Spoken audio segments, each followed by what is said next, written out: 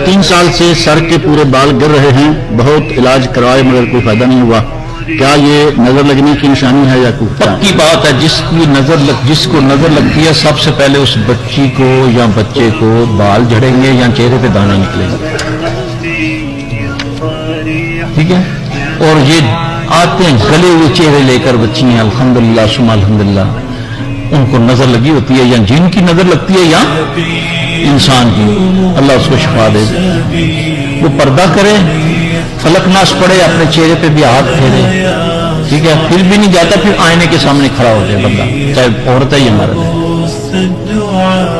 फिर वो पहले सूरा पढ़े, वत्तीन वज़्ज़ैतून वतूर सीनीन वहाज़ल बलदिल अमीन लक़द खलक़नल इंसान फ़ी अहसनि तक़वीम।